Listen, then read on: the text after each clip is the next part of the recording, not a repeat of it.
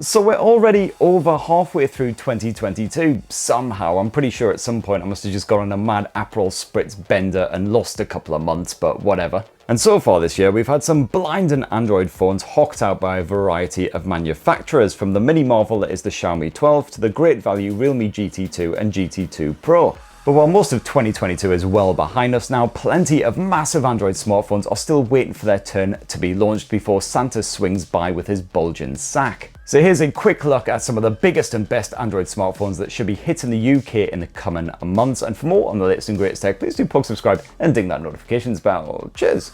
Now let's start with Google, naturally, who should be the next in line to officially launch a new blower. In fact, it's set to start pre-orders of the Pixel 6a this very week, although given the full specs list is already available on the website, don't expect much in the way of shocks and surprises. This £399 mid-ranger is going to be the cheapest of the Pixel 6 lineup, and while it does admittedly rip the camera tech straight out of last year's Pixel 5a, it does benefit from the improved image processing courtesy of that Tensor chipset.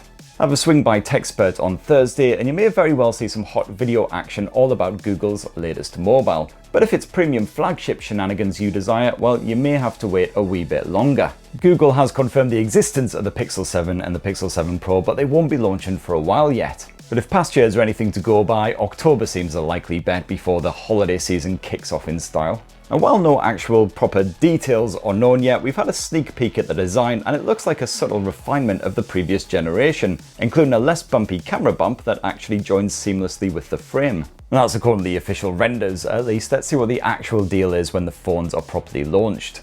And apparently the Pixel 7 will gloriously be more compact than the Pixel 6 thanks to a whittling down of those messy, chunky bezels. Power on the show will be a fresh Tensor 2 chipset, although early reports point to only a marginal boost in CPU performance. Here's hoping that the GPU at least gets a proper kick up the arse, as the gaming chops weren't too hot on the Pixel 6 or that Pro model, especially compared with some rivals. And I'm also hoping that that fingerprint sensor tech has been upgraded so it doesn't make you want to hurl the phone into the nearest friggin' cesspit. According to leaks, the OLED display tech hasn't changed at all, with a 90Hz Full HD Plus panel on the Pixel 7 and a 120Hz QHD Plus screen on the Pro model. And the camera tech once again sounds pretty familiar as well, with a telephoto shooter reserved solely for the Pro model. And yeah, it would be really good to see a proper zoom lens on the regular flagship as well as the Pro model, but probably more essential is an upgrade to the selfie camera, which even on the Pro model was shonky at best. Certainly for a premium smartphone, it really struggled in strong and dim light. But what about you lovely folk at home? What improvements would you like to see on the fresh range of Pixels? Be great to hear you down in the comments. And when Google takes to the stage to unveil the 7 series flagships, it might also finally reveal the heavily rumoured Pixel Fold, a bendy phone that internet leaky people have been banging on about for close to 2 years now. This will apparently sport a similar design to Samsung's Galaxy Z Fold phones, with a regular sized external display and a whopping great internal one when you want to go large. However, much like Apple's alleged foldable phone, the longer that goes before any actual official news emerges, the more you gotta think, is it actually gonna happen? And certainly a lot of online doom mongers are predicting that it's been completely scrapped. And even if it is still a thing, probably the first generation effort isn't going to be particularly hot anyway, just like the Samsung Galaxy Z Fold, the original, which was, let's face it, an absolute brick, and nowhere near the refined goodness that we've got these days. Speaking of which, foldable phone fans can instead look forward to Samsung's fresh new Galaxy Z Fold 4, which should arrive in August and promises a minor evolution of the already pretty damn impressive Fold 3, now with a slightly slimmer design. Rumours indicate that the selfie cameras will now be completely hidden beneath the external and the internal displays, while the rear optics are lifted directly from the Galaxy S22. And the Galaxy Z Fold should be powered by Qualcomm's Snapdragon 8 Plus Gen 1 chipset, even here in Blighty, for top draw performance and commendable energy efficiency, which should hopefully translate into all-day battery life. The latest round of Samsung rumours on the internet has revealed a small selection of available colours, including beige, burgundy, grey-green, and just straight up black. And as one of my favourite all-time smartphone colours was that luscious deep burgundy red of the Sony Xperia XZ3, well, that burgundy model has certainly got my trousers tingling. On storage, can't forget the bloody storage, where you got a choice of 128, 256 or 512 gigs of space with all of these models, apart from the burgundy one, which doesn't look like it comes in the base 128 gig, interestingly, and it should be UFS 4.0 as well, so nice and nippy, faster read and write speeds compared with previous storage. So yes, the Samsung Galaxy Z Fold 4 does sound like some very tasty tech indeed, although not a massive reason to upgrade to it if you've already got the likes of the Z Fold 3. And of course, it ain't gonna be cheap. If my innards weren't already completely rotten, I'd probably be selling a few bits here and there right now in order to actually afford one. If you'd rather have a pleasingly compact bendy phone that's not quite as outrageously expensive, maybe have a gander at the Galaxy Z Flip 4 instead. Samsung's dinky foldable will apparently offer a refined hinge design, which will mean less crease action in that screen when the thing is unfurled. The external screen should be a wee bit bigger, while the performance will again be boosted by a Snapdragon 8 Plus Gen 1. And that energy efficient platform plus a reported bigger battery stuffed inside of the Z Flip 4 will mean better battery life too. Looks like the rest of the phone will be more or less the same, pretty much identical in some cases to the Z Flip 3, so you've got pretty much the same display tech and slightly refined camera tech as well, but we don't have long to find out for sure.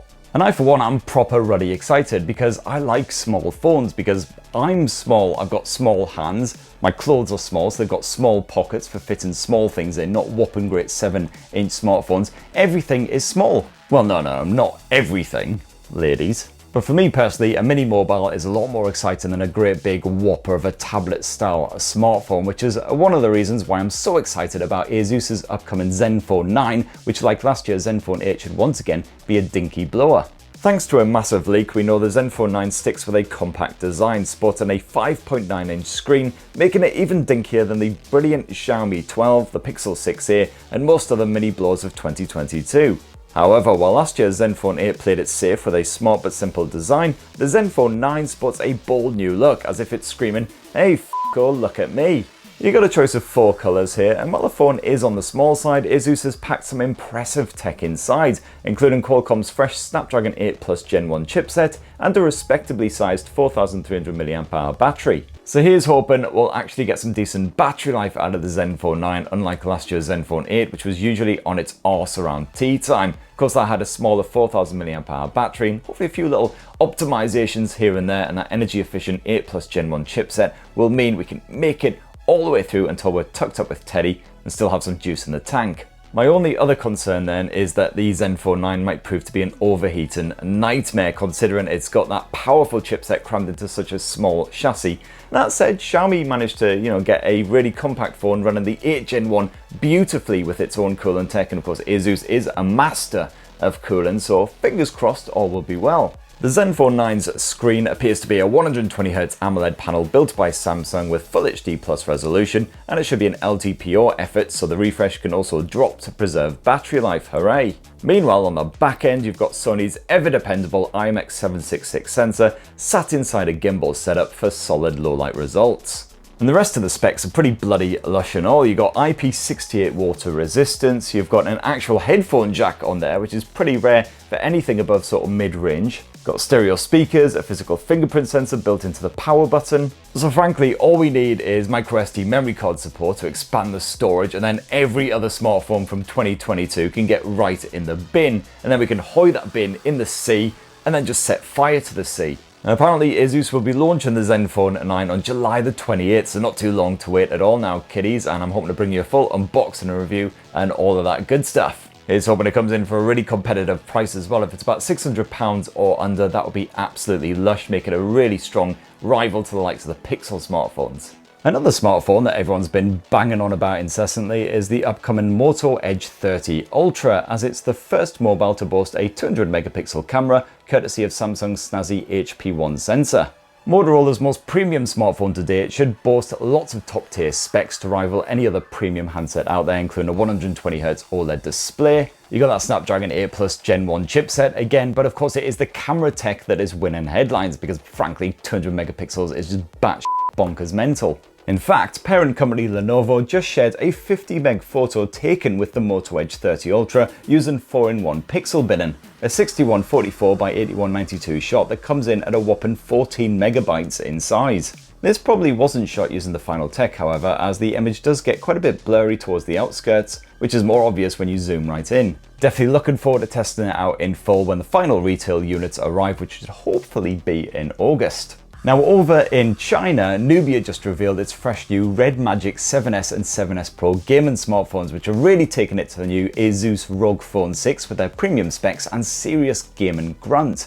These thumb-wrecking game warriors are again powered by the Snapdragon 8 Plus Gen 1 with up to 16 gigs of memory in the standard model and 18 gigs in the Pro, which is more nuts than a sack full of squirrel scrotums. And you've also got Nubia's Red Core 1 coprocessor stuffed in there as well to deal with some in-sync rumbly feedback and the flashy lights on the back and all that shenanigans. The 7S's 4500 mAh battery is boosted to 5000 mAh in the Pro model, still not as impressive as the ROG Phone 6 with its 6000 mAh battery of course, but they do charge up faster, the Red Magic, so you got 120 watt and 135 watt wide charging respectively. And if you're a fan of hyperactive manchild Michael Bay, you can also grab the 7S Pro in a special Bumblebee out of Transformers edition. Here's hoping they'll be launched in the UK soon. I reckon they'll be here by about sort of September time at the latest with any luck. Of course, if you can't wait that long, there's always the Asus ROG Phone 6, which is an absolute belter, can play anything out there on top detail settings, no worries. And of course, you've got the dedicated accessory support as well. But on the flip side, the Red Magic should come in at a little bit cheaper. And you know, 18 friggin' gigs of memory. Another manufacturer that isn't quite done for 2022 is OnePlus. It took its sweet arse time getting the 10 Pro out in the UK and there's still no sign of the 10, so here's hoping that it's a bit more on the ball when it comes to the new OnePlus 10T, which should be arriving in the next month or two. Of course, don't get too excited, it's a T-series phone, just a wee specs bump rather than a proper full-on brand new blower. So you can expect another outing for the Snapdragon 8 Plus Gen 1 and reportedly faster battery charging than the 10 Pro. And according to recent teasers, it looks like the OnePlus 10T will be coming in green and black. And I gotta say, the OnePlus 10 Pro, a solid all-round smartphone, but it kind of lacked the wow factor, didn't have the really strong camera tech compared with some rivals. So yeah, very interested to try out the OnePlus 10T and see if it can do enough to just kind of sway my judgment. And those are the main new Android smartphones that are set to launch later in 2022 that I'm personally very hyped and excited about, but there are quite a few others still lingering there on the horizon as well. For one, there's lots of hot internet gossip that we'll be seeing another Oppo foldable before the end of the year, following on from that remarkably good Find N that sadly only saw a launch over in China.